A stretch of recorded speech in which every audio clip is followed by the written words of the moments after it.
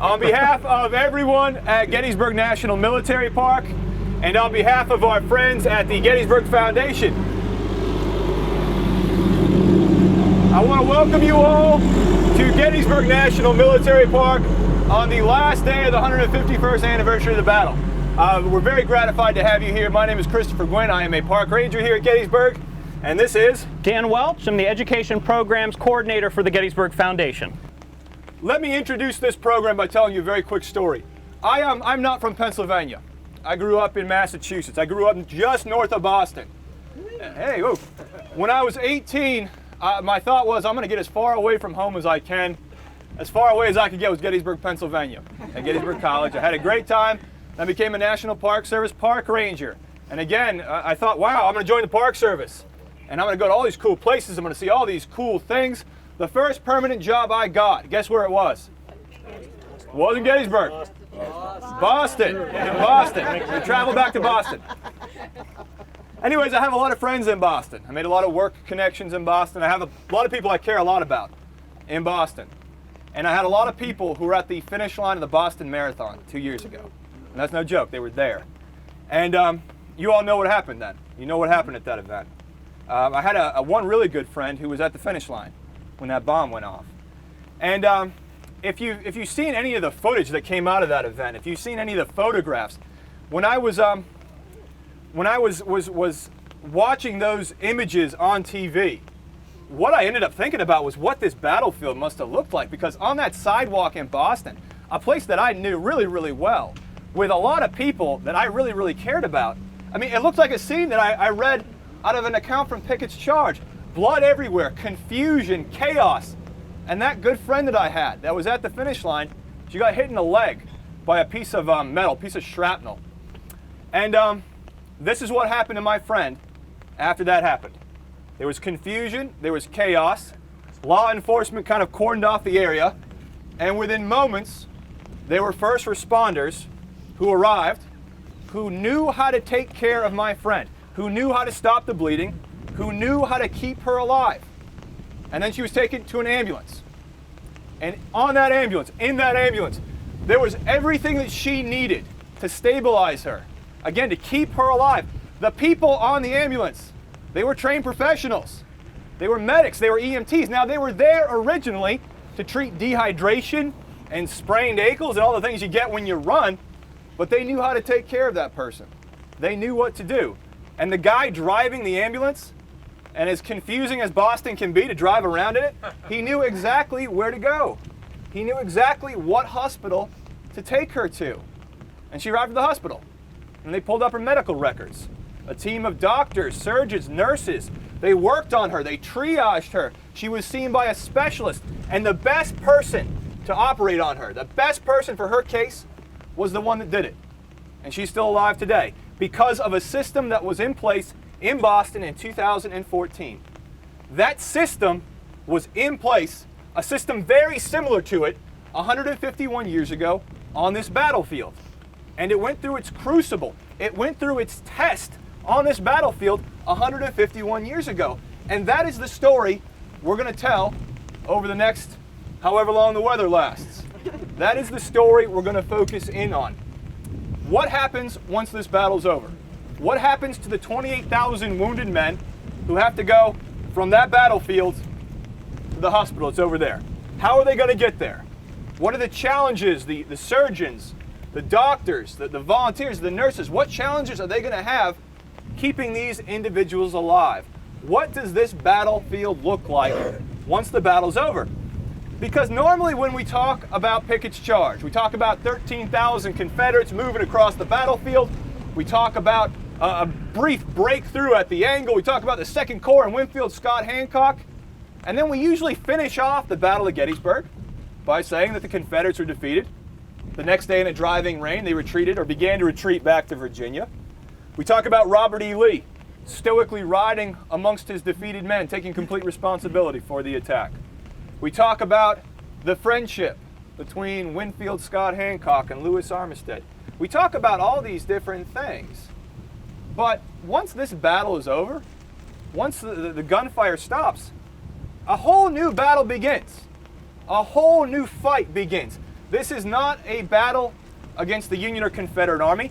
Now it's a battle against death. The weapons used in this new fight, this new battle, they're not scalpels, they're not bandages, they're not rifles. They're scalpels. They're not artillery. They're stretchers. This is a battle for survival. It is a battle to stay alive. And again, that is what we are going to focus on here today. And that's something we don't do a whole lot. Usually when we talk about the ending of Pickett's charge, like I said, we think about Lee riding out among his defeated men. We think about the friendship of Lewis Armistead and Winfield Scott Hancock. One Union and one Confederate both struck down on this battlefield. Honestly, sometimes I think that's a distraction because we remember the end of the battle like the same way the movie Gettysburg ended. That's how it ended. But in reality, I mean, Winfield Scott Hancock, at the end of the day on July 3rd, 1863, has a wound in his upper thigh that one man resembled one man said resembled a butcher's knife. Lewis Armistead was shot. He's going to suffer in agony for a couple of days. Then he's going to die in a strange place, surrounded by strange people, to be buried in a strange land. There's nothing sentimental about that. There's nothing, nostalgic about that. It was brutal. It was hard for the 28,000 wounded men left behind as a result of this battle. That was what they encountered. And if we were on this ridge on the afternoon of July 3rd, the people that were here, they didn't need to be reminded of that. They knew it. All they had to do was look around and survey the carnage and chaos on this ridge. There was one man. His name is Captain Benjamin F. Thompson of the 111th New York. And he looked out on this battlefield, and this is what he remembered years later. He said, "The track of the great charge was marked by bodies of men in all possible positions, wounded, bleeding, dying, and dead. Near the line where the final struggle occurred, the men lay in heaps, the wounded wriggling and groaning under the weight of the dead, among whom they were entangled. In my weak and exhausted condition, I could not long endure the gory, ghastly spectacle. I found my head reeling, the tears flowing, and my stomach sick at the sight. For months the specter haunted my dreams, and even after 47 years, it comes back as the most horrible vision I have ever conceived." That was written by the guy that won the battle, the victor. The Confederates, the vanquished, they looked upon an even bleaker field. Lieutenant William Tuttle of the 22nd North Carolina, in trying to process what he saw on this ridge, wrote home this. He said, "I hope to God that none of my friends will ever look on such a sight as that field was. I will stop about it. I hope I will get home and disremember it all." What we're going to try to do today is remember some of it anyways. To do that, we're going to follow the path of the wounded from the front lines on Cemetery Ridge back to the initial aid stations behind Cemetery Ridge and talk about how these men were brought there and what they went through. We're going to follow their path even further, hopefully, theoretically, to division hospitals behind the lines where these men were taken, where they were triaged. We're going to follow it all the way, weather permitting, to the George Spangler Farm, a Corps hospital. We are going to follow the route of the wounded from the front lines to the operating table. And I think one thing more than anything that I hope you leave this program with today is that this story, this journey, directly affects us today in 2014.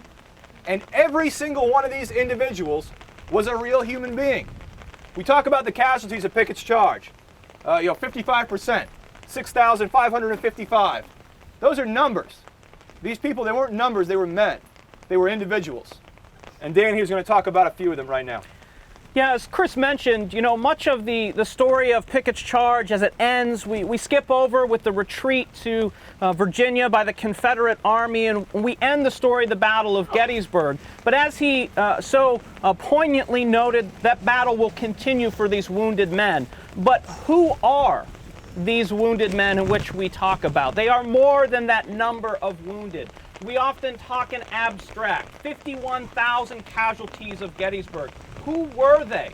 Whose husband, father, cousin were they? Who were these men?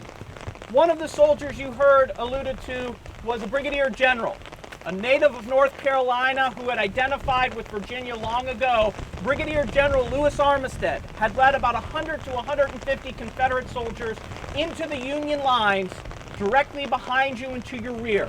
And moments after piercing the Union position, he would fall, wounded, with multiple gunshot wounds. Just a little further, northward on Cemetery Ridge behind you was a New Yorker, a man by the name of Eliakim Sherrill, a lieutenant colonel who was a tanner and a farmer, a husband of four, a former state senator, a United States congressman that answered the call for 75,000 troops. On the evening of July 2nd, Sherrill would be fighting at the head of his New York regiment in the fields to your right and front. His commanding officer would be mortally wounded, killed instantly, and he would rise to command the rest of his brigade. But his superiors' thoughts, his actions, his command, his leadership was not up to par that evening, and Sherrill would be placed under arrest. In the morning of July 3rd, shortly before this most famous incident of the Battle of Gettysburg, Pickett's charge began, Sherrill would be restored to command. And as he was on his horse behind the lines of his brigade, not far behind you, the Confederate musket ball came in and found its target. One soldier wrote, while in the command of his brigade and standing in the rear of the 39th New York Volunteers, Sherrill fell mortally wounded by a musket shot to the bowels. Without the knowledge of the men of his own regiment, the dying Sherrill was borne to the rear by some of the members of the 39th New York Volunteers. Another Northern soldier even further to the north along the Cemetery Ridge line was a young captain, 21 years of age. He had joined the Army in 1861 to escape another battle that he was fighting for many years, a battle that had started at the age of 16, a battle with alcoholism. He decided that by joining the Army, having something to focus on, that he may win that battle. And it had been working. With the notoriety of his mother, Harriet Beecher Stowe, an abolitionist from Massachusetts, whose famous 1852 work, Uncle Tom's Cabin, had not only pushed her family into notoriety, but the cause of ending slavery and the fight for the Union Army, for the Union government to put down this rebellion, that notoriety and fame came in handy. She made sure that her son was not only continuing to be a success in that battle against alcoholism, but that his positions left him in the rear of the Army, away from harm's danger. But by 1863, he was not content with that. And he would use the notoriety of his mother to secure a position on the staff of Adolf von Steinwehr. Steinwehr and Harriet Beecher Stowe had been friends before the war. And now, at the height of Pickett's charge, Stowe, on horseback on Cemetery Hill behind you, would receive a ghastly wound. A shell fragment from Confederate artillery fire would come in and tear off part of his right ear, his jaw, some of his teeth and tongue. Stowe, Sherrill, and Armistead are just three of the wounded men experiencing that chaos, that confusion, looking for some sort of help, some sort of treatment, some way to leave this field of battle and be taken rearward to a station where they can receive that help. But they are not the only stories that we are going to hear this evening of the men that will be wounded in this area and require that evacuation further to the east, to your left and rear, across these fields and towards surgeons and medical staff that will be able to treat their wounds. We're going to make our way a little further southward along the Union position here on Cemetery Ridge and become aware of some of the many other stories, the many other men who were in need of medical attention and evacuation from Cemetery Ridge. Kill it. These are the statistics, at least some of them. 1,123 Confederates killed in the assault on July 3rd. 1,893 wounded in the division of Johnston-Pettigrew alone. 833 wounded Virginians of Pickett's command were taken in by the Union Army. 650 wounded men in Tremble's command were taken in by the Union Army. All that doesn't include the Union casualties. They suffer as many as 1,500 men killed, wounded, missing on July 3rd on this ridge. And the fighting, the combat, didn't matter if you were a major general, didn't matter if you were a lieutenant, didn't matter if you were a corporal, the bullets didn't care. It didn't matter who you were, where you came from. You could be cut down. You could be cut down. One of the men hit on this ridge on July 3rd was a young lieutenant. His name was George Woodruff, and he commanded a battery in Ziegler's Grove. Woodruff, he was a normal guy. He was from Marshall, Michigan. His father was a judge. He could have done anything, but he goes to West Point. He earns the nickname, the sobriquet, Little Dad. I'm not sure why, maybe because he was kind of like a father figure. He graduated 19th in his class at West Point. He graduates in June of 1861. He's a young guy. He's a young individual. And on July 3rd, he's in that grove. He's commanding that artillery when he's struck by a Confederate bullet. It was the kind of wound that other men would look at you and they could tell, yeah, you're going to die. We can't do much for you, but you're not going to die right away. The second in command of his battery, a gentleman by the name of Tully McRae, and another individual, they took this young guy, this young George Woodruff, this lieutenant, and they dragged him behind a tree in Ziegler's Grove, and they left him there because there was nothing they could do for him. There was nothing they could do. Woodruff had in his pocket that day a letter, and it was a letter from his father back in Michigan telling him that his mother had just died. The letter as of yet was unopened. There's another gentleman. This guy's a Confederate. He's in the 9th Virginia. His name is James Crocker. And James Crocker, he's from a rather well-to-do family. He is no stranger to battlefields. He is no stranger to the horrors of war. He was hit at the Battle of Malvern Hill in the summer of 1862. The bullet went through his neck, through his shoulder, and through his arm. And somehow he lived. He said he thought he was going to die on that battlefield, but he didn't. He lived to be wounded again out on that battlefield in front of that rock wall. And he's wounded, and he's captured by the Union Army. And he's going to be shipped back to one of the field hospitals behind the lines. Those were, Crocker was a captain. Woodruff was a lieutenant. There were many privates killed and wounded, many sergeants wounded. There were many generals wounded. One of them was a guy that you probably have heard of before. His name is Brigadier General John Gibbon. John Gibbon commanded a division in the 2nd Army Corps. He is an incredibly effective commander on the battlefield. He was one of the original commanders of the Iron Brigade, and at 1 o'clock in the afternoon, when the 2-hour cannonade that precedes Pickett's charge begins, he's down at the Peter Frey farm, which we can't quite see because of the ridge behind us. He's sitting with a lieutenant of his, a staff officer named Frank Haskell. Frank Haskell had this to say about John Gibbon, who at the time was 36 years old. Gibbon is compactly made, neither spare nor corpulent, with a ruddy complexion of chestnut brown hair, a clean-shaved face except his mustache, deep blue calm eyes, sharp, slightly aquiline nose, compressed mouth, with an air of calm firmness in his manner. An air of calm firmness. That describes John Gibbon. During the bombardment, he walks among his men. During the Confederate assault, he gets on top of his horse. He's riding around at the height of the battle, directing his men. He's most likely somewhere behind the 19th Maine, just down the ridge, when a Confederate bullet hits him. It enters the middle part of his left arm, goes through his arm into his shoulder.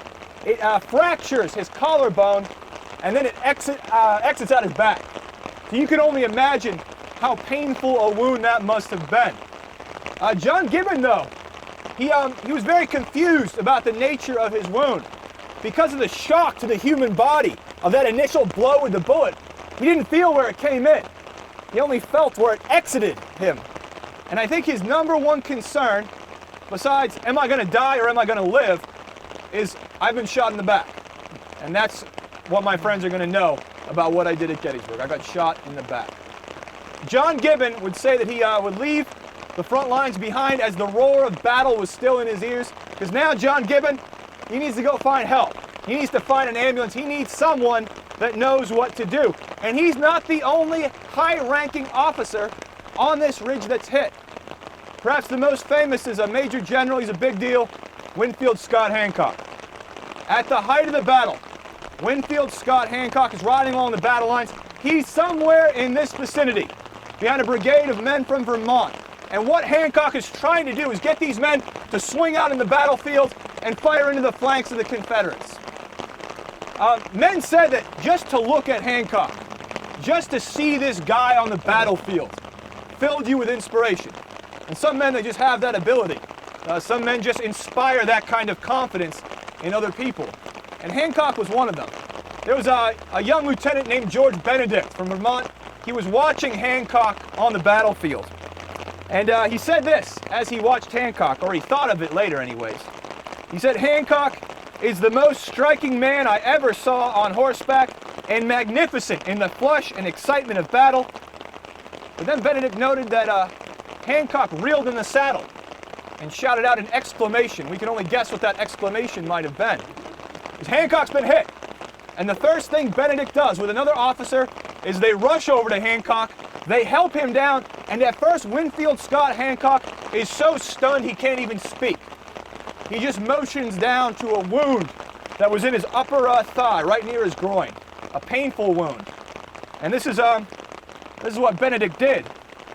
He said, "We laid him upon the ground and opened his clothing where he indicated by a movement of his hand that he was hurt.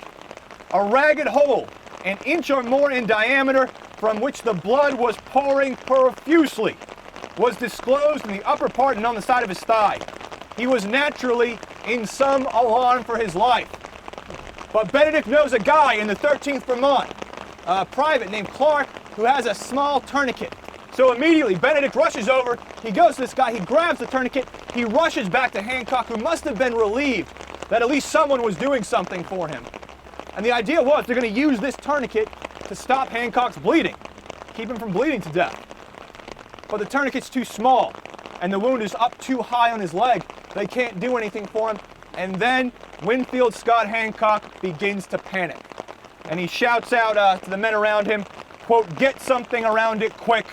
Don't let me bleed to death."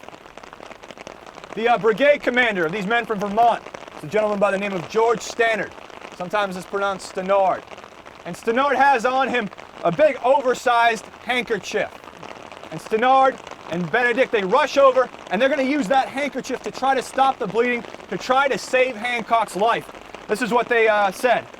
Benedict recalled, "As I helped to pass it around General Hancock's leg, I saw that the blood, being dark in color and not coming in jets, could not be from an artery. And I said to him, 'This is not arterial blood, General. You will not bleed to death.'" When Hancock heard that, to Hancock, that sounds like, oh, that's a guy who knows the human body. That's a guy who's maybe seen battlefield wounds before. He mistakes Benedict for a doctor. And at first, Hancock's quite relieved. He says, "That's good. Thank you for that, doctor." And then Benedict relates how he took the barrel of a pistol and he wrapped it around the handkerchief, the bandana, and he twisted it into a tourniquet and initially stopped the bleeding. And you would think at that point in time, the bleeding's under control. The first thought that Winfield Scott Hancock would have is, "Dear God, get me off this battlefield. Get me back where John Gibbon's going. Get me an ambulance. Get me a doctor. Get me a surgeon." On the contrary, Hancock refuses to be moved. There's a colonel that rushes over with his staff. They offer to take him back. Hancock says no. And they lay Hancock down so that his head is pointing north, his feet are pointing towards the battle, and that's where he's going to stay. In part to watch the battle. The other part of that is he has no staff officers with him. Every staff officer Hancock has, they're off on some errand. They're off directing the battle, going to Meade, going to Caldwell, going to Gibbon, going to Hayes. It's not until a few moments later that two staff officers arrive. One is a guy by the name of William Mitchell. The other is a man by the name of Henry Bingham. And naturally, they see Hancock on the ground, they see their chief. They want to get him back. They want to get him to an aid station, a field hospital. Before Hancock allows them to go after an ambulance, he sends Bingham to a guy by the name of John C. Caldwell, who's now in command of the 2nd Corps. So he makes sure that vacuum in command is filled. He sends William Mitchell with a verbal note, verbal message to George Meade, basically relating the situation as Hancock sees it. And it's not until after those two gentlemen have performed their task that Hancock tells Mitchell to go get him an ambulance. This sets in motion this medical system for the care of the wounded that we're really going to be focusing in on from now until whenever the program's over. But the system that Hancock and Gibbon and Stowe and Sherrill are going to experience is a system of medical care, at least as far as the Army of the Potomac was concerned, that was markedly different than what James Crocker might have encountered at Malvern Hill in 1862, or that what John Gibbon might have gone through at the Battle of Fredericksburg in December of that year. And to talk a little bit about that, how would wounded men have been treated in 1861 and 1862, I'm going to turn it over to Dan. You know, as Chris related to the incidents of Boston last year, I want to take you back almost a decade now to Hurricane Katrina in 2005. I want you to think back about the many news clips and footage you saw of people looking for care, looking for aid, not really knowing where to go, how to get help in this mass sea of confusion and damage. Hurricane Katrina and its effects on the citizens of Louisiana and many of those other southern states is a corollary to what you could have experienced in the Army in 1861 and 1862 with your medical care. You are thrown into an environment of chaos, confusion, violence, and once you're wounded, if you are wounded and you are seeking help, help is going to be hard to find because it is also, in this medical system during this time is also in a state of chaos and confusion, much like the battlefield. You see, when the American Civil War broke out in 1861, the medical staffing of the United States Army was at a peacetime level. There were about 10,000 soldiers in the United States Army in 1860. They are spread out vastly across the country, many posts out west. For 10,000 United States soldiers in 1860, there were about 100 medical personnel to treat these men all across the country. When war breaks out in 1861, the United States Army is going to have even less personnel because some of them will leave their post, will leave their allegiance and commission in the United States Army and join the Confederate forces. And when the first land battle of the American Civil War breaks out in July of 1861 on the plains of Manassas, you as a wounded soldier are going to be in a world of chaos and confusion that even battle cannot relate to. A medical department, a trained medical staff are things that will not be even heard of for 2 years into the future of the American Civil War. Let me give you one example from the Battle of First Manassas. One particular regiment, a Union regiment of about 700 men, marched into combat on July 21st, 1861. To help with their medical needs during and after the battle, they had 4 ambulances that were able to take 1 man off the field at a time. They had 1 surgeon and 3 medical staff to assist that surgeon. It would be wholly inadequate for this battle and future battles to come. The principal lesson from Bull Run in 1861 is the value of preparedness. The wounded lying on the ground, which lay there for days, would feel the rain, heat, lack of attention, no water, no food. Unfortunately, from 1861, however, to 1862, there would be little improvements. Let me relate to you another soldier of a wounded Union soldier at First Manassas. Went through the unfortunate experience of a musket ball, Confederate musket ball, going through both legs, breaking both legs. When the Union Army lost that battle on the afternoon of July 21st and began their retreat not more than 24 miles to Washington, D.C., they left behind most of the wounded, including the soldier. For him, it would be an agonizing 7 days, using 2 rifles as crutches, walking on broken legs back to the defenses of Washington, D.C., before he was even seen by a surgeon. He would ultimately lose both of those legs to amputation, but survive those wounds. You were on your own pitch. to receive medical care if you were wounded in combat. Now, many historians will argue the theory of red tape in the government in 1861 and 1862 that did not allow developments in the medical system. Many developments that were being talked around by medical personnel in both armies. But unfortunately, regardless if you label it political red tape, the system does not get any better. A year later, both of these armies would return to Manassas, the end of August of 1862, where even more casualties, more violence, and more confusion would reign for several days. The situation had not improved. Unfortunately for the medical system at that time, if you were a wounded soldier, you would await, hopefully, some members of your regiment's band. Common story of the American Civil War is that as a regimental bandsman, you played the drum, you played the piccolo, you played maybe some of the brass instruments, that when the fighting broke out, you put those instruments down, you picked up a stretcher and helped to remove the wounded.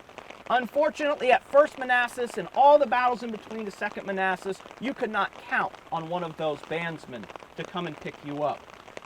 While researching this program to share with you this evening, the number of court-martials against bandsmen who would put down their instruments, go out on that field of battle, and begin to see the true cost and horrors of war would simply leave. They would never return, and they would not take with them wounded soldiers. So you are on your own hook from 1861 to 1862 to get off the field. Not only are these bandsmen abandoning their posts and not utilizing stretchers to get you off the field, we have a shortage of ambulances. There's not enough to get you off the field once the stretcher gets you to an ambulance. The people that were hired, subcontracted, to drive these ambulances off the battlefield with wounded men have also succumb to the true cost and horrors of war. They too would come onto the battlefield, see all of these wounded and dead soldiers, and simply leave. It gets so bad at the Second Battle of Bull Run, or Manassas, in August of 1862, that the Secretary of War is going through the streets of Washington, D.C., and rounding up hacks, carriage drivers, anybody with wagons, and he is ordering them to make their way westward towards Manassas, go out on the field, and begin to collect the wounded. All of this will take time. And time is a factor that many of these wounded men do not have.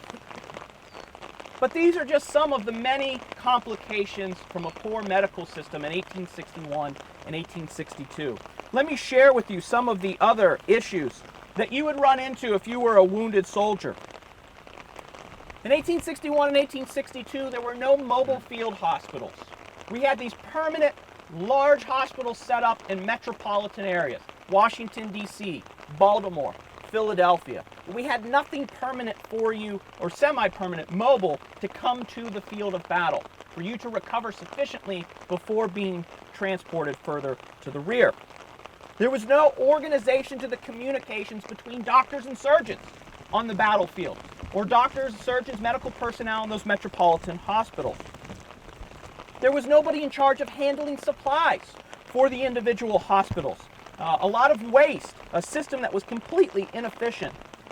Regimental units cared for the wounded at the front, general hospitals received them at the base, and between them everything was haphazard. Hopefully you could find some supplies. Medical staff for artillery. If you were an artillery unit, such as our friend Woodruff that we're going to get to know very well tonight, in 1861 and 1862, there is no medical staff for artillery batteries. We have surgeons that are wholly incompetent. Some that had served in the War of 1812, that had served in the Mexican War, that have been completely removed from the field of medicine for 20, 30, 40 years, are now trying to use medical techniques that were used earlier. There's no effective system of reports to file after the hospital opened. How many have been wounded? How much supplies have you used? How much more supplies will you need? But as a level of comfort, think about this. Out of all these issues, If you were wounded in 1861 and 1862 and you were taken to a field hospital, there you would lie, day after day, week after week, in the same uniform. There were no clothes for you to change into. You would lie there in your blood-stained uniform, sweat-stained, sweat-soaked uniform. You would lay on the same stretcher that you were placed on when they finally removed you from the field. Can you imagine being put in that position, or having an operation or a surgery to save your life and being placed back in those bloody, sweat-stained, powder-begrimed clothes? 1861 and 1862 for the medical department and the Union Army is something you fear. You hope not to be wounded in combat because you may lose your life. You hope not to be wounded in combat so you don't get taken to a field hospital. The men in the ranks know what they're facing. They understand the confusion, the chaos, the disorganization of the medical corps that is in the rear of the Army. But all of that is going to change, because just before the Battle of Second Manassas in August 1862, the Union Army, the Army of the Potomac and the Eastern Theater, is going to receive a new medical director. And his name is Jonathan Letterman. Letterman is going to begin to revolutionize the medical department and how these men will be treated, how they will get off the battlefield, if they'll get clean clothes, to make sure there's enough medicine and food for the hospital. Letterman is going to revolutionize that system between August of 1862 and September of 1862, when perhaps one of the more famous battles of the American Civil War will take place, the Battle of Antietam. And there, Letterman and his new ideas that Chris is going to talk about in just a few moments in this program are going to begin to revolutionize medical care on an American Civil War battlefield and battlefield landscape. By Fredericksburg in December of 1862 and Chancellorsville in May of 1863, this system has been put in place and is beginning to prove extremely effective. That system will ultimately become known as the Letterman system, after its inventor, Jonathan Letterman. It will save countless lives on numerous fields of battle, including Gettysburg, and some of the men's lives who we're going to learn more about this evening. The Letterman system and those medical personnel operating under it will be our next stop as we continue to follow in the footsteps of men such as Armistead, Hancock, Gibbon, Sherrill, and Stowe. As we make our way to the next stop, I want you to think about for just a moment that you are following in the footsteps of these wounded soldiers 151 years later.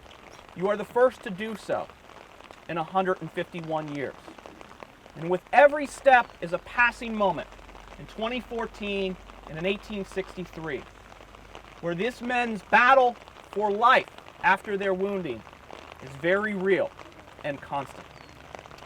All right, again, folks, this is the point of no return. The next stop is going to be a spot that I can guarantee most of you have probably never been before. So stick with us. We're going to cross the Town Road, and we'll see you on the other side. All right, everybody point to the Pennsylvania Memorial, or the direction in which it is in. Yes, it's over that way. North is that way. I don't want to discombobulate you. Where in the world are we? We're in Gettysburg? We're in Gettysburg. More specifically, or more particularly, we are in the backyard of the William Peterson family, or Patterson family, excuse me, Patterson family. You can kind of see the Patterson house through the trees there. William Patterson is 40 years old. He is a typical Adams County farmer. His wife Lydia is 41. They have, guess how many kids? 12. They have eight. They have eight. Oldest is 17. The youngest is 1. Their names, for your information, are William, Elizabeth, Jacob, Henry, Sarah, Lavinia, Louisa, John. That adds nothing to the program. I just like Lavinia, I like that name. Again, Patterson is a typical Adams County subsistence farmer. This is his property. He purchases it in 1849. The house it probably dates from that. It might be a little bit earlier than that, probably about 1849. This house is a monument to the Letterman system. It is a monument to the system that is going to take the wounded from that ridge where we just were to the major corps and division field hospitals we are going to go to. Now, Dan alluded to the Letterman system earlier. It comes about as a failure, as a result of the failure of the medical system in 1861 and 1862. Jonathan Letterman, when he takes over, is 33 years old. This is a professional soldier, but he's also a professional doctor. He's seen combat. He knows what combat and what bloodshed is like. And Jonathan Letterman, basically, he believes that bandages can win battles. Normally, the thought at that point in time was, medicine is something that we do only because we have to do it. It's not a priority. Letterman believes the exact opposite. And he will initiate a system of sweeping reforms, which is going to revolutionize combat medicine, which is going to revolutionize battlefield medicine, which is still being used today to a certain degree in places like Afghanistan. And it has its origin in these battles during the American Civil War. So very quickly, this is what Jonathan Letterman does. First of all, he helps clean up the camps. He makes sure, for example, in the early part of 1863 that the men in the Army of the Potomac are getting fruits and vegetables to combat scurvy. But he really focuses in on battlefield medicine. How do you treat men who have been wounded in combat? Dan mentioned the fact that previous to Letterman, if you were wounded, your first responder, if you will, might be a musician in your regimental band. That'd be like if you got hit by a car crossing the road, the first person that shows up is the clarinet player from the Gettysburg Marching Band. That's not exactly an optimal situation. Dan talked about how if you were wounded, you might have to depend on basically a private contractor to load you in an ambulance and get you off the battlefield. That'd be like when we were crossing the road, if you got hit by a car, we have to call a taxi company to come and get you and take you to the hospital. That taxi's not going to have anything in it to keep you alive. That taxi probably, unless he has GPS, doesn't know where the hospital is. Letterman changes that. He creates a professional ambulance corps. It's organized not at the regimental level, but at the division, at the corps level. These are guys who are trained to come get you and put you in the ambulance. They're going to do it in a way that's not going to further injure you. They are soldiers, so they're not going to bolt once the bullets start to fly. They're not going to get out of there once the shells start to explode. These guys, they're going to show up, and they're going to know what to do, and they're going to put you on a wagon, and that wagon's going to have bandages, and it's going to have water. And these ambulance drivers are going to know exactly where to take you, what hospital to go to, because another of Jonathan Letterman's changes is that he's going to create a system of hospitals based not on the regimental level, but again, on the division level, on the corps level. So rather than having one or two regimental surgeons, you're going to go to a major hospital. You're going to go to a hospital where, first of all, there's a hospital administrator. There's a surgeon in charge, and his whole job is to run that division or corps hospital. He's going to be responsible. He's not going to perform primary surgery. He's going to run the hospital. We have him today in hospitals all across the United States, a hospital administrator. There's going to be another guy that works with that guy, and his entire job is to keep records, medical records. How many wounded am I treating? How many bandages am I going through? Now, Dan alluded to that before. There's no medical records. But now that Letterman has instituted this change, well, we can learn from what happened at Antietam. We can learn from what happened at Chancellorsville, because now we know how many men we can theoretically treat in a day.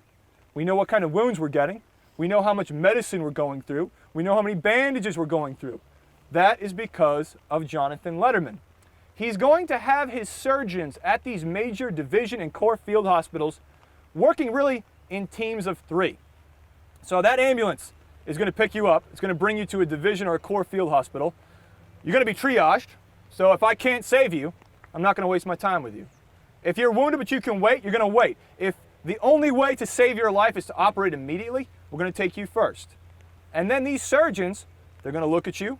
They're going to evaluate your case. They're going to debate what to do. And then the best surgeon for your case, if you got a fracture to the leg, if you got a mini ball in your shoulder, If you got a head wound, the surgeon, who's the best at treating head wounds, is going to be the guy that takes care of you. But those are the division and the corps hospitals. Right behind the battle line, there are going to be basically temporary field hospitals where you're going to initially go, they're going to treat you. If you got a scratch on your arm, if you got a minor wound to your leg, well, those dressers at those temporary field hospitals, those aid stations, they're going to dress the wound. And guess what? You're going to go back to the battle line. You're going to go back to the firing line. You're going to go back to Cemetery Ridge. This is the system that Letterman has set up. So, you're wounded on the battlefield. An ambulance is going to come with a stretcher, and theoretically they're going to take you to an aid station. The Patterson Farm was an aid station. You would be treated there. If you could go back, you would. But if you need to go back to a corps hospital, they're going to send you there. This is the system that Letterman has set up. And it works remarkably well. There was, at least in theory, there was a doctor. His name was Francis Wafer, and he worked at not the Patterson Farm, but one a little bit further north down the Tawnytown Road. It's where John Nicholas lives. John Nicholas here, the Frey Farm. And this is how he described his setup. He said this temporary hospital was merely a place where some surgeons who were on duty on the field assembled to apply light dressings to the wounds and superintend the removal of the wounded in ambulances to operating hospitals further in the rear. It was a small stone farmhouse on the Tawnytown Road, a little more than a quarter of a mile in rear of our line. That's what the Frey Farm was. That's what the Patterson Farm was. And then from there you'd be shipped further south. And again, theoretically that system works great, works really, really well. But nothing ever works out exactly as one plans it. On July 1st, 2nd, and 3rd, 1863, the Battle of Gettysburg, the 2nd Army Corps is going to establish a series of divisional hospitals in the woods right behind you, and 2 more further down the road. These are big hospitals. The aid stations are that way. You'd be sent to the divisional hospitals. Problems arise right away. And this is from the report of a doctor named Justin Dwinell. First problem was that the wagons containing all the supplies, the bandages, the food, the shovels, the pickaxes, everything you need to establish a major hospital were not allowed to come to the battlefield. They were parked along the Baltimore Pike as far away as Westminster, Maryland. Well, why? Why wouldn't you bring them up? Because the prevailing thought at the time is that bandages, they don't win battles, bullets do. You got to keep the road clear from men, ammunition, artillery. And so they're just stuck back there. They're stuck back there. And this is what Dwinell writes. It was an unfortunate circumstance that our hospital wagons containing tents, blankets, cooking utensils, provisions, shovels, axes, and medical stores could not follow the army. I do not know whether the hospital wagons were prevented from coming up in time by an express order or by the misconstruction of an order. Nothing, however, but to gain a victory should ever prevent these wagons from following the ammunition train. So they got these hospitals set up, but they don't have the stuff they need. That's the first problem. Second problem is these division hospitals, these major hospitals on July 2nd, they're pretty good where they are. But on July 3rd, they're way too close to the front lines. Because what happens during the bombardment prior to Pickett's charge? They overshot. They overshot the ridge. So I want you to imagine the wounded are spread out in those woods, in the fields here. There are major hospitals further down the road, same case. And you're that surgeon, Justin Dwinell. It's a little after 1 o'clock. And now the Confederates begin to shell the Union position on Cemetery Ridge, but you have shells landing in your hospital. That is a problem. What are you going to do about it? What do? You're Justin Dwinell. How do you handle that situation? You going to stay there and hope for the best? They got to get these wounded guys further to the rear. They got to take these major hospitals and move them back. How are you going to move all these wounded men? In an ambulance, theoretically. You bring ambulances up, you'd send them further to the rear. And that's what's happening during the bombardment and during Pickett's charge back at this aid station and back at that divisional hospital behind you. They're working hard getting these wounded men, some of them who can't walk, some of them who can't move, some of them who can only hobble along, and they're getting them farther back to the rear, as far away as Rock Creek. They're using their ambulances to do it. Granite Schoolhouse Lane, which is just beyond those trees, becomes a highway of the maimed and wounded. But let's say you're William Mitchell, staff officer to Winfield Scott Hancock, and your general's wounded, and you got to go get an ambulance. And it's a little after, 3:45, 4 o'clock. How many ambulances are you going to think are free and available for you to use for Winfield Scott Hancock? 0. William Mitchell, Hancock's staff officer. He delivers his message to George Meade. He comes back. He's allowed to go find an ambulance, and he cannot find an ambulance for Major General Winfield Scott Hancock. And everybody writes about this guy running around this area of the battlefield trying to find a doctor, trying to find an ambulance for the commander of the 2nd Army Corps. Francis Waffer, who I just talked about, he writes about it. He says it was about the commencement of their cannonade that an orderly came to the house in search of a surgeon for General Hancock. I did not hear this, but my orderly told me afterwards that one surgeon refused to go, and that man went away threatening to report all those surgeons present. Gibbon writes about it. They can't find an ambulance for Hancock. Eventually, they go all the way back to that division hospital, and William Mitchell finally finds a doctor.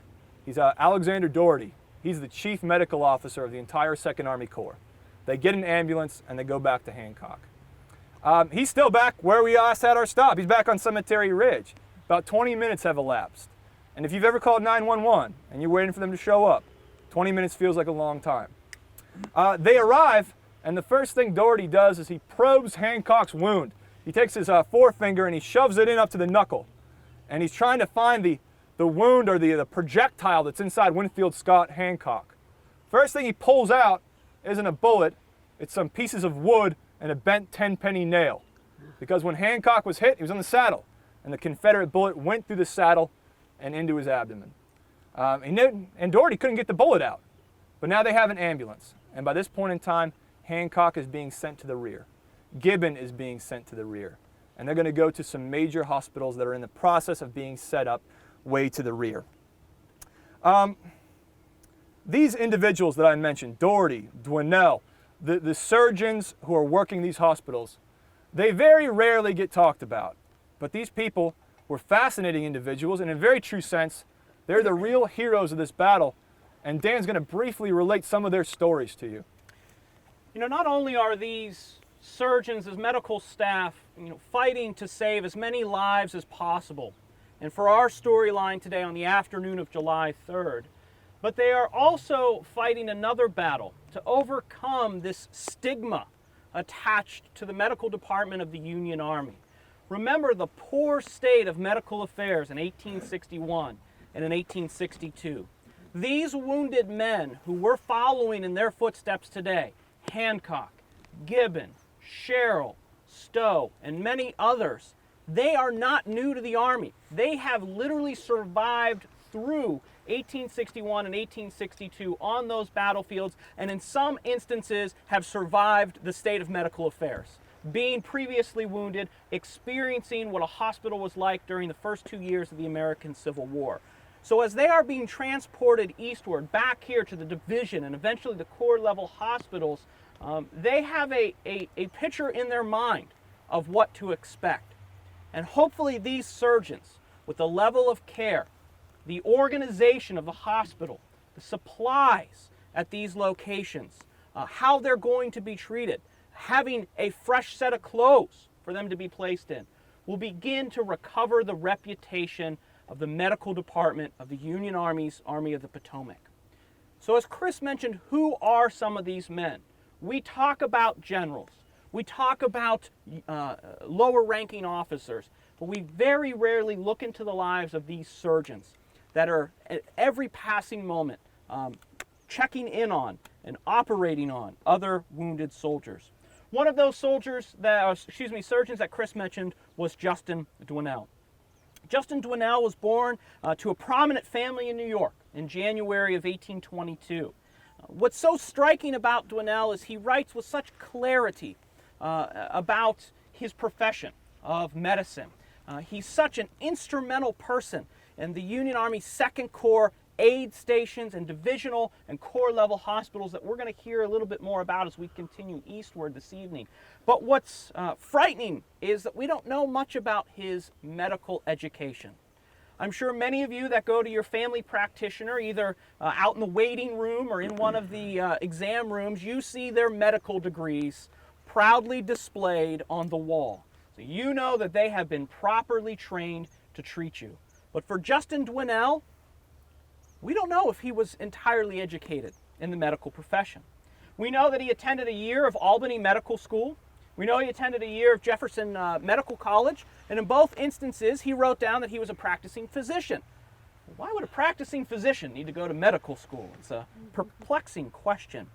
But eventually, he will settle in Syracuse and Tully, New York, and begin to practice medicine before the American Civil War. He'll have a family. He'll marry in 1847. He'll have 4 children, and his last child will be born just a month before the war breaks out, before the firing on Fort Sumter occurs, and he decides to join up. And he'll go just across the New York border into Pennsylvania and join up with the 71st PA, who ironically on the afternoon of July 3rd is fighting desperately in the angle on Cemetery Ridge. Later he'll move up the rank scale and be transferred to the 106th Pennsylvania.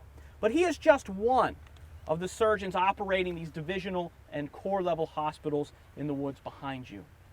As we continue on with the program tonight, you're going to eventually arrive at the 11th Corps Field Hospital. And there's 2 other surgeons I'd like to talk to you about that are at that location. One is Daniel Britton. Daniel Britton is the chief surgeon of the 11th Corps Field Hospital, which is located at the George Spangler Farm.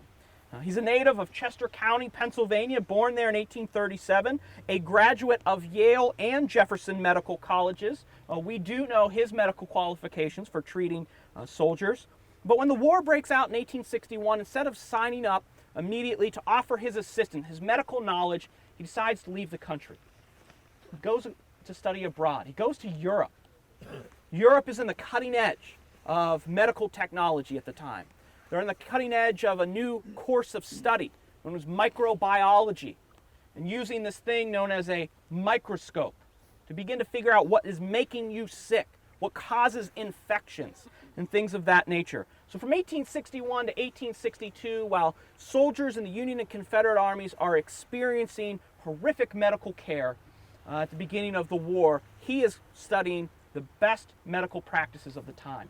And will return in 1862 after a year of study abroad and immediately enlist in the U.S. Army. He tells us of what it's been like on July 1st and on July 2nd at the 11th Corps Field Hospital at the Spangler Farm, not far away. He said the wounded soon began to pour in, giving us such sufficient occupation that from the 1st of July till the afternoon of the 5th, I was not absent from the hospital more than once, and then but for an hour or 2. Very hard work it was too, and little sleep fell to our share. 4 operating tables were going night and day. On the 4th of July, which in its surroundings were gloomy enough, was enlivened by our belief that we had gained a victory. The number in the hospital was 1,000. A heavy rain came over in the afternoon, and as we laid many in spots without shelter, now some indeed in the barnyard where the foul water oozed up into their undressed wounds, the sight was harassing in the extreme. We worked with little intermission and with a minimum amount of sleep. On one day, I arose at 2 a.m. and worked incessantly until midnight. I doubt if I ever worked harder at a more disagreeable occupation. With him at the 11th Corps Field Hospital was a doctor from New York, Henry Van Arnhem.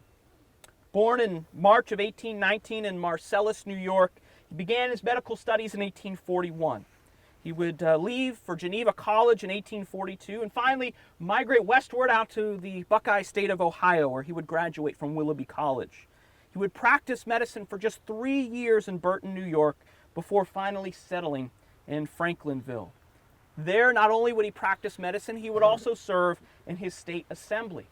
And that experience would key him in on some of that red tape I talked about earlier, to changing the system from 1861 and 1862 to this new system practiced and adopted by Jonathan Letterman.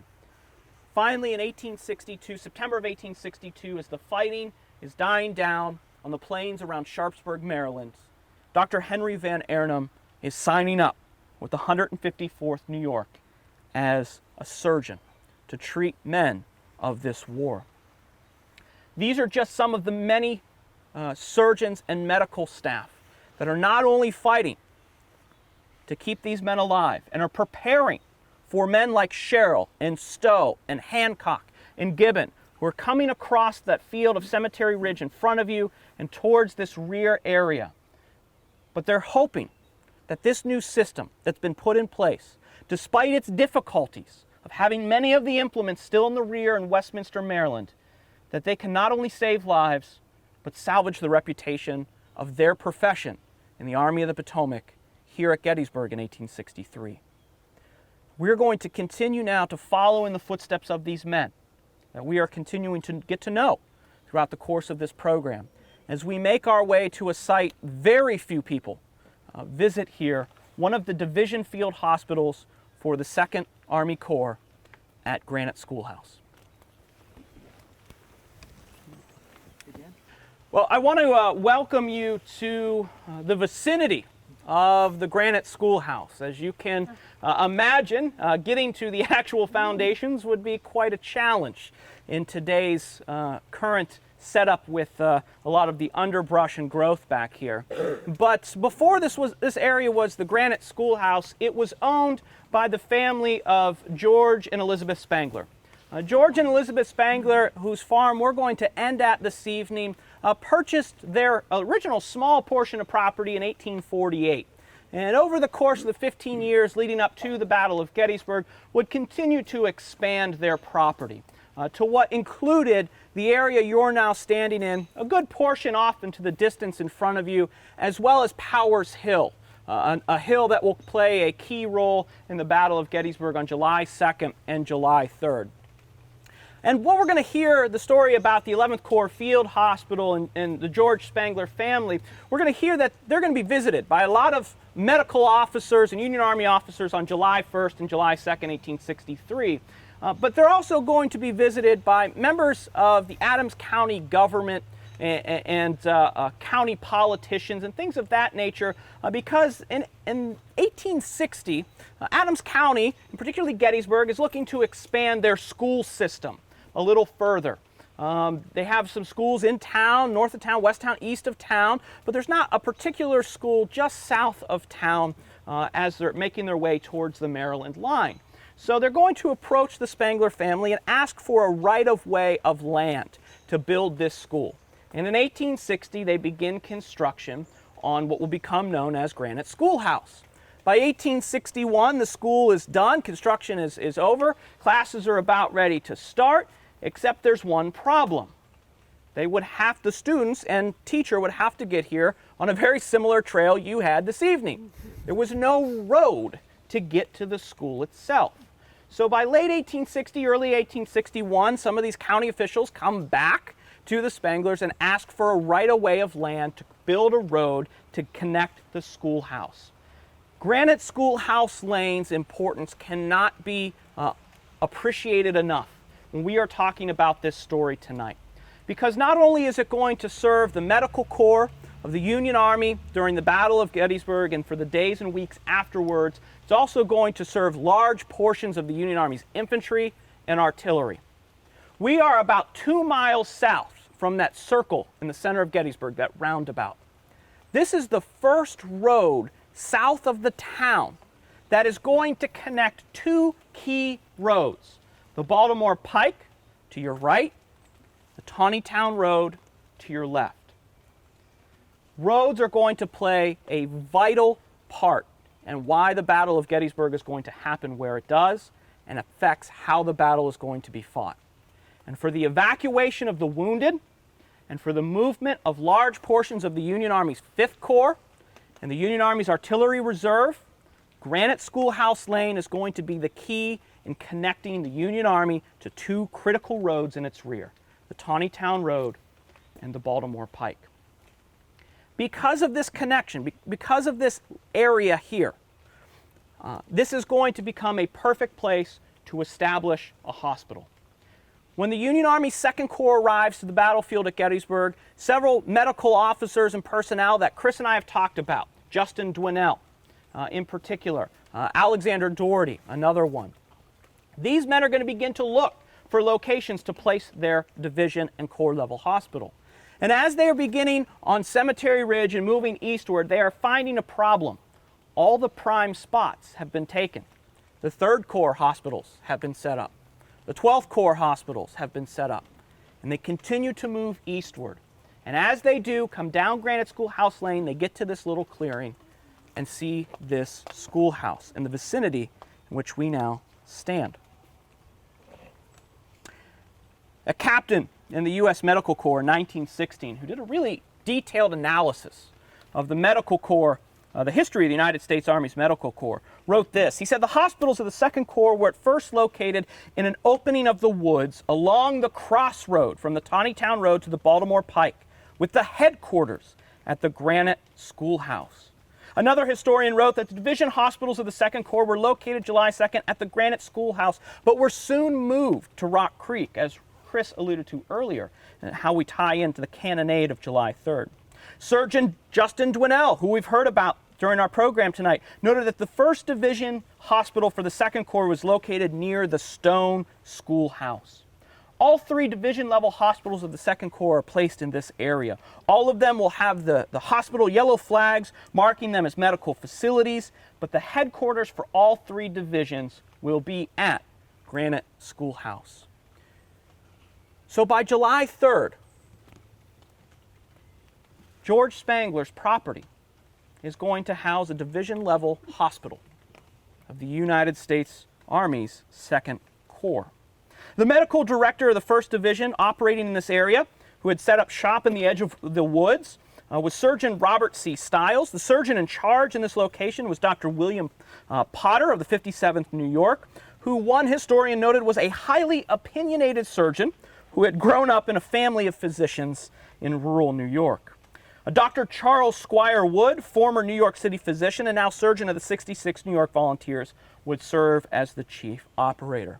And as combat began in earnest on July 2nd, at such places as Little Round Top, Devil's Den, the Wheat Field, the Peach Orchard, wounded of the 2nd Corps began to arrive. Surgeon Justin Dwinell recalled, "About 4 o'clock, the wounded arrived in such large numbers that we soon had an accumulation of cases requiring amputation. The operators were kept at work until late in the evening and until they were compelled to desist from their labors from exhaustion. The other surgeons of the division who had been detailed to the hospital were busily engaged during the day performing various duties which had been assigned to them." One of the wounded men on July 2nd making his way to this location, to this hospital, was a lieutenant by the name of Charles Fuller. One of our Rangers on staff a number of years ago edited Fuller's diaries and accounts of the war, and it's from his work that we are able to share this personal story with you this evening. Just 22 years of age, wounded on the southern end of the battlefield, in an area known as the Wheat Field, Fuller recorded his experience. After being wounded and placed on an ambulance, he said, "When the ambulance started, it went anywhere but a good road. And as it bumped over logs and boulders, my broken leg would thresh about like the mauler of a flail. I found it necessary to keep it in place by putting the other one over it. At last we stopped and were unloaded." The young lieutenant was pulled out, stretcher and all, and he was laid among the growing number of wounded around the 1st Division Hospital in the edge of the woods near this schoolhouse. Once again, however, Fuller would be forced to wait, this time to have his wounds examined. The New Yorker, which probably saved his life, decided to check his tourniquet. But it was growing dark, as it is this evening. Groping in the dark, he found his tourniquet. He tightened it as tight as he could, and literally survived the pain of that and laid back to rest, waiting the surgeons to look at his wound. Fuller's leg would eventually be amputated at the Granite Schoolhouse Hospital. By midnight of July 2nd and into July 3rd, Justin Dwinell said, "I think at midnight there were none who had not been provided with good, nourishing food. We were successful in finding sufficient hay for bedding for all of them." Where were they getting the bedding? From George Spangler's farm. Even as the new day was breaking on July 3rd, the hospitals were already running at full bore, struggling to treat the casualties of yesterday's clash. But a caveat is thrown into the story, because as Chris mentioned, by July 2nd, these hospitals are too close to the main line of fighting. And it's decided on the late evening of July 2nd that these hospitals will be moved further to the east and to the south. But the order hadn't been acted upon. July 2nd passes. Dawn of July 3rd passes. And still they have not begun to evacuate the wounded. Surgeon Justin Dwinell recalled July 3rd. He said, during the morning of the 3rd, we succeeded in getting a sufficient supply of coffee, sugar, crackers, salt, and salt pork from several regimental commissaries. From early in the morning until noon, the operating surgeons were at work constantly at 4 different tables. The slighter wounds were dressed as fast as possible by the surgical staff and other help who had been on hand in expectation of an attack on our immediate front to take place in the latter part of the day. At 1 p.m. on July 3rd, the Confederate Army unleashes a 2-hour bombardment with 137 pieces of artillery, 2 and 3 shells being fired from each cannon every moment. As Chris alluded to, and as many of you know, many of those shells did not hit their mark on Cemetery Ridge. Many continued to travel into the rear and began to strike aid stations, such as the Frey Farm and the Patterson Farm, and division hospitals of the 2nd Corps, and the 11th Corps Hospital directly behind you.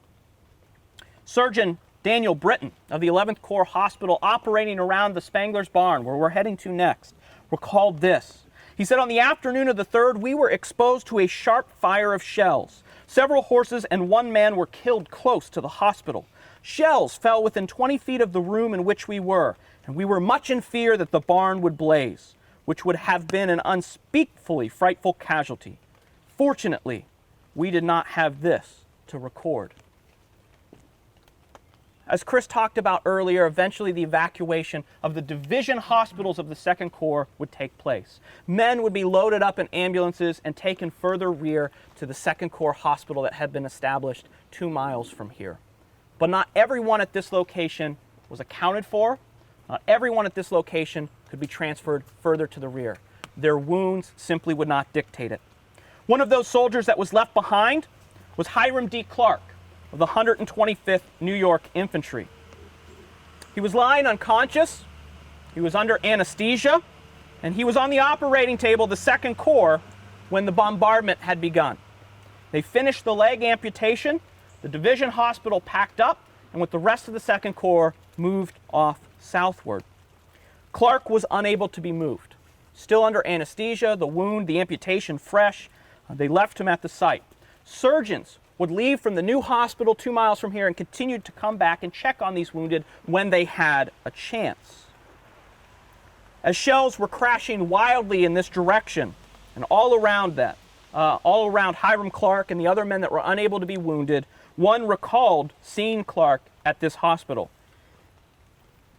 He noticed that he was coming to from, quote, the effects of chloroform, and with a smile on his lips, he remained uncomplainingly there through that terrible afternoon. But I want you to imagine, if you were wounded in 1861, 1862, just getting to a hospital was a challenge enough, let alone if it had been moved. But thankfully, because of the Letterman system, these men that were already at this hospital were being moved if they could, and those being removed from Cemetery Ridge to the rear by a professional corps of stretchermen and ambulance men knew where to go and would take them to those new locations. One more note about what's going on in this area. Not only do we have the 1st Division of the 2nd Corps Hospital here, we have the 11th Corps Field Hospital behind you. The Union Army's Artillery Reserve and Artillery Reserve ammunition train is also parked in the field directly behind you on the other side of the road. They too will have their own hospital, something they didn't have in 1861 and 1862. Again, artillery batteries were not given those staff. So at this point in the story, George Spangler, who was asked to give right away for a school and a road, now has 2 very large hospitals on his property, with Confederate artillery fire falling fast around them. But who are some of the men that were here? Some of the men that we've been following in their footsteps today. Chris is going to pick up with the story of some Union officers, Hancock, Gibbon, and Woodruff. This spot 151 years ago would have been a scene of absolute confusion, of absolute chaos. The road behind you would have been choked with men trying to get to the rear, trying to get to the hospital, trying to get somewhere out of the way, trying to get someone to help them survive. And a lot of them went right past the Granite Schoolhouse. John Gibbon was one of them. John Gibbon, wounded in the shoulder, remember, with a shattered collarbone. He gets all the way back to the 2nd Corps Field Hospital, the new one, which is going to be established along Rock Creek. Winfield Scott Hancock passes this too on his way to that same hospital. James Crocker, the Confederate, 9th Virginia, he goes past this place heading towards the Bushman Farm, 12th Corps Hospital. And I think it's an interesting thing, what happens once the battle's over. Your level of care and the amount of attention provided to you doesn't necessarily depend on whether or not you're a Union or a Confederate soldier. Once you're wounded, you essentially become a non-combatant. And James Crocker, Confederate, he's going to be treated at the 12th Corps Hospital. There are going to be surgeons there that put him through the same system that a wounded Union soldier is going to go through. What truly affects your care, your quality of care, is not whether you're a Union soldier or you're a Confederate soldier. It's whether you're a private or whether you're a major general or whether you're a brigadier general. This is what happens to John Gibbon. He's taken back to the 2nd Corps Hospital. His wound is dressed. A few minutes later, actually a few hours later, his lieutenant, Frank Haskell, arrives. They're reunited. Haskell fills him in on what happened on the battlefield, and then Gibbon is put on a wagon. And that wagon goes to Westminster. And the next day he gets on a train, and that train takes him to Baltimore. And in a period of about 24 hours, he's in a bed with clean sheets. He's got attendants looking over him. He's getting good food. He's got everything he needs. That's what happens to a brigadier general. What happens to a major general? What happens to Winfield Scott Hancock? Well, after he passes Granite Schoolhouse, he goes to the 2nd Corps Hospital. He's got Alexander Doherty, the chief medical officer of the entire 2nd Army Corps, with him. And that night, he rides to Westminster, Maryland. It was a painful ride for Hancock. It was a bumpy ride. But the next day, the 4th of July, he gets on a train. And that train goes to Baltimore. And then that train goes to Philadelphia. And he ends up in the La Pierre Hotel. Before he left Gettysburg, he sent a telegram to his wife, who's in St. Louis, for her to stop what she's doing and head to Philadelphia. How many mothers who have sons in Afghanistan today would like to get that kind of notification that quickly as Winfield Scott Hancock does on this battlefield on July 3rd, 1863? It's remarkable. At the La Pierre Hotel, clean clothes, good food, attendants looking over him, family members arrive.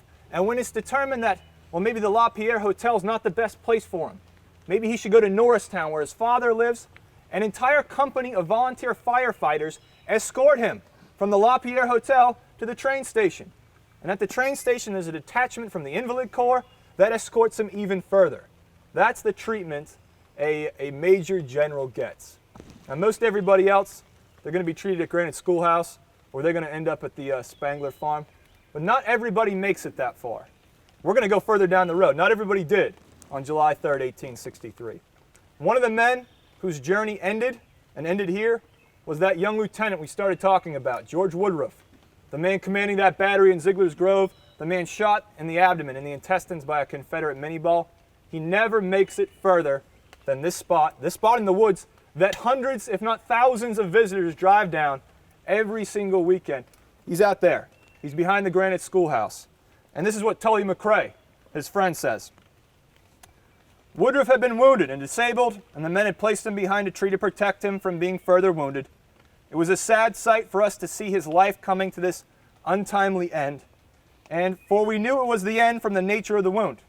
We removed him to the little schoolhouse, the little stone schoolhouse, in rear of the line of battle, where he remained until he died the next day.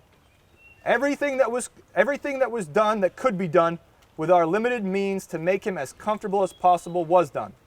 He died on July 4th, was buried behind the schoolhouse and his grave so marked that it could be identified. When Tully McRae was burying George Woodruff, he found that unopened letter in Woodruff's pocket from his father telling young Woodruff that his mother had died only a few weeks before. Woodruff never made it that far. Hancock made it all the way to Philadelphia. Gibbon made it all the way to Baltimore. If you couldn't make it to Baltimore, if you couldn't make it to Philadelphia, but you could get past the Granite Schoolhouse, chances are you might end up at the 2nd Corps Hospital, or you might end up at the 11th Corps Hospital, which is going to be our next stop. Well, I want to welcome you here now to the home of George and Elizabeth Spangler and their 4 children. That they had purchased this property in 1848, and little could they have imagined, like the other sites that we visited this evening, what would be in store for their property in 1863. As we've already talked a little bit of the storyline as what has been taking place, George Spangler's livelihood, his landscape would forever be altered on July 1st. As battle is waging 6-7 miles north and west of town, this property is going to be taken over, if you will, by the 11th Army Corps' medical staff and personnel.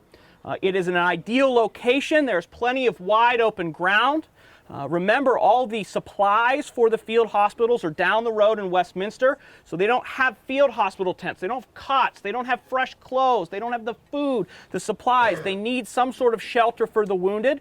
Spangler's farm can definitely fulfill that need. His massive Pennsylvania bank barn in front of you, some of his outbuildings, his summer kitchen to your left, several other outbuildings that stood at the time of the battle that are no longer standing, and of course his farmhouse as well. He has 2 wells on the property. Several fingers of Rock Creek extend onto his property. He has wooded areas for shade and wood. He has miles of fencing that can help not only light fires and supply fires, but can be used in a whole other manner of things necessary to a hospital. Acres of standing wheat and straws that can be used for hospital bedding and bed ticking. He has bushels and bushels and bushels of food. The Spangler family grew in 1860 600 bushels of ears of corn.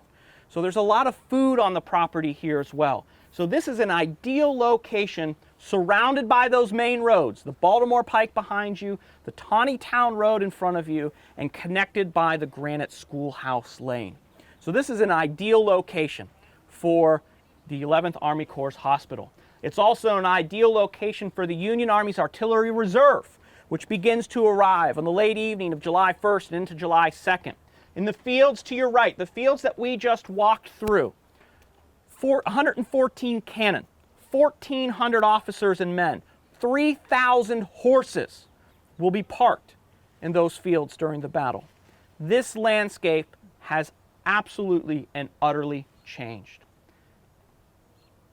At any one point during the battle, Spangler's property will be consumed not only by the Union Army's Artillery Reserve and its ammunition, but the 11th Corps Field Hospital around these buildings, the 1st Division of the 2nd Corps Field Hospital at Granite Schoolhouse, and the Artillery Reserve's hospital as well. They are supporting literally thousands of wounded soldiers in and around this area for the days and weeks to come. As we've made our way to this location tonight, we have been following in the footsteps of several of those wounded men. Chris gave you the ultimate conclusion to Lieutenant Woodruff and Hancock and Gibbon. But what about some of those other men that we heard of at the beginning of the program? Eliakim Sherrill, who had been under arrest on July 2nd. Frederick Stowe, one of the sons of the famous Harriet Beecher Stowe. And Brigadier General Louis Armistead. It's puzzling that unlike Hancock, a major general, John Gibbon, another general, struggling to find a stretcher, let alone an ambulance to get them to a hospital, Brigadier General Louis Armistead, a Confederate brigadier general, was not only able to have Union soldiers, New Yorkers, find him a stretcher to get him off the field, but an ambulance as well. And they are taking the very same route, as close as possible to the same route that we took tonight, 151 years later. One of the soldiers attending to Armistead, getting him off of Cemetery Ridge and heading eastward, was a New Yorker by the name of John Irvin. He wrote this. He said, General Armistead was brought to the hospital. Edson Ames and me carried him to George Spangler's and laid him on a bed. He had 2 wounds in the body and 1 in the thigh. I gave him some liquor. Dr. Henry Van Arnhem, we heard about his qualifications 2 stops ago, recalled this. He said, I had the dressing and care of the rebel General Armistead and came into Spangler's house hospital at dusk of evening. He was wild, nervous, flighty, said war must cease, men of the same blood, said he could not live. I had him stripped and found no fatal wounds, and I told him he would not die. Unfortunately, he would die. At about midnight, he grew irrational, wild. He was fine looking. He had a watch, $1.62 of change of federal money, and lots of Confederate money, rings, and etc. Armistead would die from his wounds here at the 11th Corps Field Hospital. When we were talking about rank and privilege, if you were a private that arrived here at this hospital, your surgeon, your doctor may be attending to 70, 100 other patients. If you are an officer such as Armistead, you're going to be attended to by a personal physician.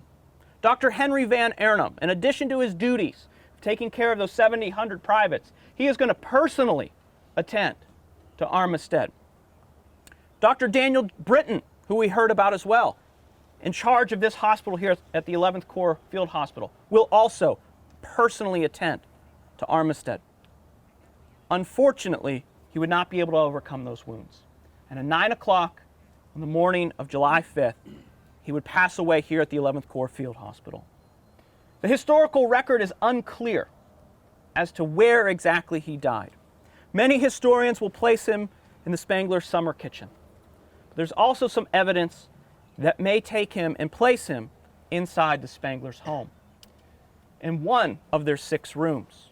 The other 5 rooms in the house would be occupied, 4 of them would be occupied by wounded soldiers and medical personnel. One of them, the 6-member family of the Spanglers. They chose to stay here on their property, and for 5 weeks they would live in one of those rooms, 10 by 13, day in and day out. Armistead would initially be buried on the farm. Those that assisted in that said he was wrapped in a blanket and buried just back of the barn that was filled with wounded men. Several weeks later, his body would be disinterred, and a native of Stark County, Ohio, a man by the name of Aldred Ryder, wrote years after the war to John Batchelor, one of the early historians of Gettysburg, about what happened to Armistead's body next. He said, I was detailed by Dr. James Armstrong of Philadelphia, surgeon at the 11th Corps Hospital on the George Spangler farm near the Taneytown Road, to bury the dead and take their effects to turn the same over to him and record their names in the book. I buried General Armistead, and his body was afterward disinterred and embalmed by Dr. Chamberlain of Philadelphia. Dr. Chamberlain told me that he thought Armistead's friends would pay a good price for his body. Hence, after it had lain in a rough box buried in the Confederate part of the 11th Corps Cemetery on the Spangler farm, 4 weeks later he embalmed it. I always thought that his friends had gotten it, or that Mrs. Robert E. Lee had taken it with the rest of the Confederates to Richmond. If Armistead was in one of the rooms of the Spangler house, he had good company, because another room would be occupied by Eliakim Sherrill. The man who was placed under arrest on July 2nd had been on his horse on Cemetery Ridge on July 3rd, and the Confederate musket ball had pierced his bowels. Sherrill would struggle for nearly a day before he would succumb to those wounds. His second in command of his regiment, the 126th New York, Lieutenant James Bull, had not the pleasure, maybe pleasure to serve with Sherrill, but the honor to write home to Sherrill's wife and children what happened to him. He wrote this on July 10th. Madame, with extreme sorrow I have to inform you that your husband fell mortally wounded here on the 3rd instant at about 6 p.m. in the fearless and honorable discharge of his duty. He fell in a part of the field away from that in which I was engaged. he being near the 39th New York while I was in command of our regiment. He was removed without my knowledge to the 11th Corps Hospital, and I could not, though I made unusual efforts to learn his whereabouts until last evening. Despite soldiers attending to Hancock of his command, despite soldiers and staff officers attending to Gibbon under his command, Alekiam Sherrill would be removed to this hospital without the knowledge of his men. And although others wounded would be placed in the house with him, he would die alone, surrounded by unfamiliar faces. And another room in the Spanglers' house would be that of Frederick Stowe. That Confederate artillery fragment that tore away part of his right ear, his jaw, some teeth, and part of his mouth, or his tongue. Stowe would also be attended to by Henry Van Arnhem of New York. When he arrived, Dr. Hovey, another surgeon on the site, said this: Frederick Stowe of General Adolf von Steinwehr's staff was in one corner of one of the little bedrooms of the Spanglers' home. Dr. Daniel Britton, the surgeon in charge here at the 11th Corps Hospital, said no one on the staff had been killed and the only wounded was Captain Frederick Stowe in the peristoid process of the temporal bone by a fragment of shell which I extracted on July 3rd.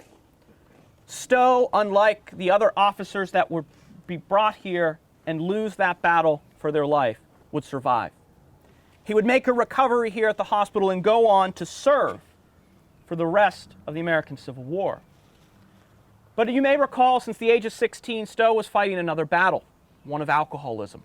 And he had been successful in 1861 and 1862 and 1863 of not only escaping a wound, but escaping that fight. When he arrived here at the hospital, the first thing administered to him was none other than alcohol. When the war was over, Stowe's battle with alcoholism would pick back up. And by 1870, he decided he needed a fresh start, would head out west, eventually making his way to California. He was there only a year when he disappeared from history. We don't know what happened to Frederick Stowe, where he ultimately ended up, how he died, or where he is buried today. For the Spangler family, they would have a significant recovery as well, like Stowe and many of the other wounded that were brought here. But so would the Patterson family, whose property we visited this evening. Chris will tell you now about the Pattersons and their recovery effort as the men whose mangled bodies were brought there recovered as well. I won't belabor the point. William Patterson's family suffered enormous damage as a result of their property being a hospital during the Battle of Gettysburg. And I'm going to run down a tally here real quick. And every time I say something lost, I want you to think in your mind, how would Justin Dwinell have used that piece of property? How would a doctor or a surgeon at that farm made use of that particular thing? This is from his 1868 application for damages, for compensation. Patterson family lost one carriage, one wagon bed, 600 shingles, one quilt, one blanket, 2 barrels of flour, 4 bread pans, 2 frying pans, 1 tub, 1 feather bed and pillow, 12 pounds of feathers, 8 yards of ticking, 5 buckets, 12 tons of hay, 60 bushels of wheat, 4,500 rails, and on and on and on. And the Spangler family, they probably measured it in a very similar way. Once this was all over, everybody measured the cost of Gettysburg in their own units. For the Pattersons, for the Spanglers, it was measured in rails and hay that was gone and fields that were destroyed. For Woodruff, for Armistead, for Sherrill, it's their lives. It cost them their lives. For Tully McRae, Woodruff's friend, it cost him his friend. Winfield Scott Hancock, John Gibbon, they would live, but they would carry the scars of Gettysburg with them for the rest of their lives. They were alive, though. We've been on this journey now, and we've just gotten a little bit of a taste of how difficult it is to get from a place like Cemetery Ridge to the George Spangler farm. All the stops you had to go through, the arduous task of getting an ambulance, the horrific scenes at the Granite Schoolhouse. And these scenes were horrific, but imagine how bad they would have been if this system wasn't in place to deal with the wounded. Imagine how many more men would count the cost of Gettysburg as being their lives or the lives of their friends. Justin Dwinell, in his report on his part of the battle, I think he summed it up best. He said this: "In a great hospital, as this has been, in spite of every precaution that can be devised by man, and all that can be done to relieve distress of body and mind, there must always be a vast amount of suffering which God alone can relieve. This is one of the conditions of war. It is the price of liberty." We benefit from that price of liberty 151 years later. What is the monument to Justin Dwinell? What is the monument to Jonathan Letterman? Where's the monument to the doctors, the surgeons, the ambulance drivers that saved these men's lives, or that tried to? Jonathan Letterman doesn't have an equestrian statue on the battlefield. Jonathan Letterman, his name is mentioned on a little plaque down by the Route 30, by the Walmart. That's all he's got. What is his monument? What is the monument to the ambulance drivers? To the men that worked in that farmhouse, in this barn? I would say it's two things. It's the medics in Iraq and Afghanistan who do essentially the same exact thing today based off of this system, and it works because it had to go through the crucible that was the Battle of Gettysburg and the American Civil War. Every wounded vet who's hanging out with their family tonight, that's their monument. Every wounded Iraq vet who gets to go and walk their dog at the end of the day, this is their monument. And this battlefield is their monument too. We started on Cemetery Ridge a mile and a half that way, and now we're at this hospital, this farm. We haven't stepped on private land the entire time. Every inch of this ground is preserved and it's protected. That journey that we made, you can come back next year and do that. Hopefully, this land will always be here, and if it is, we can always tell that story. That is their monument. And if you ever have to ride in an ambulance, if you have to go to the emergency room, you'll be seeing their monument real close. I think that is the legacy of what we've done today. That is the legacy of what happened on this battlefield 151 years ago in unassuming places like the George Spangler Farm, the Granite Schoolhouse, and the backyard of the William Patterson Farm. This program was truly a collaborative program. Dan works for the Gettysburg Foundation. I work for the National Park Service. The Gettysburg Foundation, they've preserved this farm. We'll always have it. The National Park Service has preserved that battlefield out there, and as long as we have that, we can always tell this story, and we can always stand in what I didn't think was going to be a beautiful sunset today and talk about what happened here. On behalf of the National Park Service, on behalf of Dan, the Gettysburg Foundation, I want to thank you all for being here. Thank you. Thank you.